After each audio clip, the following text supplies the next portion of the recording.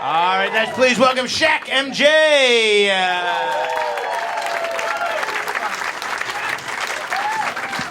Thank you. Good evening. I'm Shak, and I'm from Africa. That's right. I'm from the jungle, baby. I was born and raised in South Africa, but ethnically, I'm an Indian. So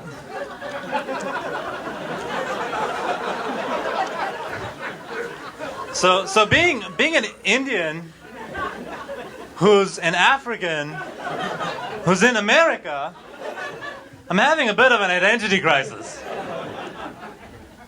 I want to call myself an American Indian, but everybody tells me that's not the right phrase to use anymore. It's Native American. So that's what I call myself. The truth of the matter is that I am African, so I must truly be an African American. South Africa has a lot of wild and dangerous creatures. You know, the lion, the leopard, the rhinoceros, the Oscar Pistorius. Yeah, being a third world country, it takes us a while to catch on to trends, you know. That's why it took us 20 years to get our own O.J. Simpson. When I got to the country, when I landed here in the States, I didn't have a work permit, so I couldn't work. But I wasn't going to let that get me down. I was going to use my time productively. So I switched on the computer and began to surf the net. And then I'd get hungry, and I'd make myself a Cheeto sandwich. Now, if you don't know what a Cheeto sandwich is, then be glad that you don't, because otherwise I'm gonna have to tell you what surfing the net is all about. The Cheeto sandwich explanation begins with a disclaimer. It's a little 3-word disclaimer that we all use. I'm sure you've used it. You know the 3 words. I was drunk. And I saw, I decided that I wanted to have the best American cuisine that I could afford. So I got caviar from Russia, foie gras from France, and Cheetos from Walmart.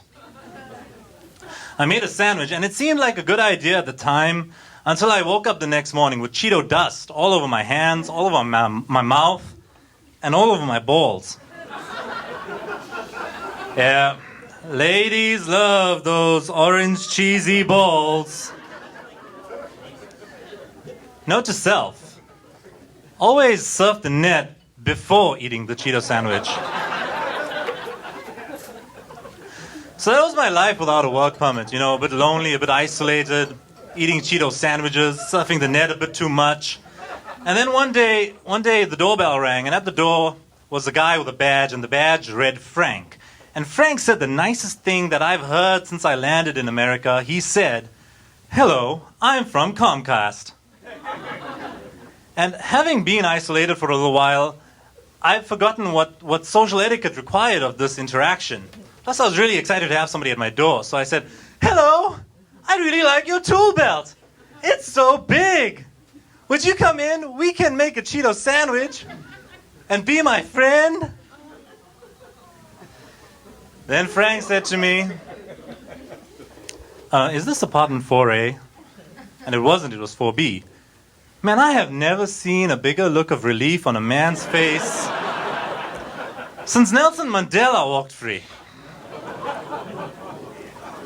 Yeah. I never did see Frank again. But I realized I was lonely.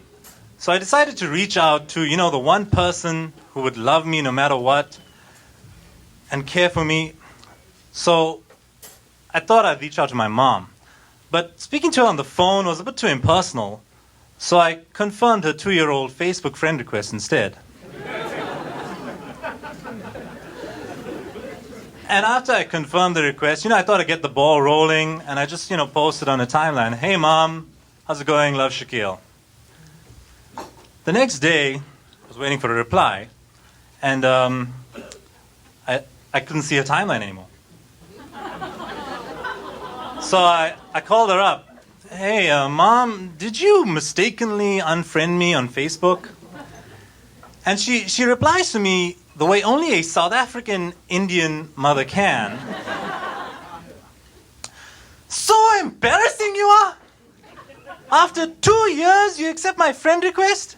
And you post on my Facebook page with that profile picture? What must I tell everybody?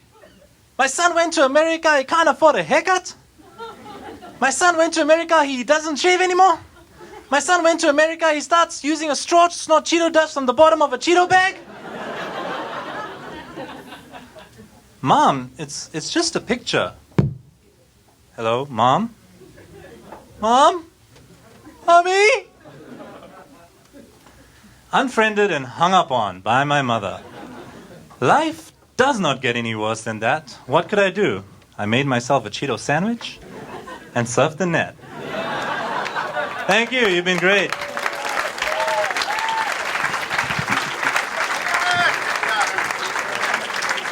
Shak MJ! Shak MJ!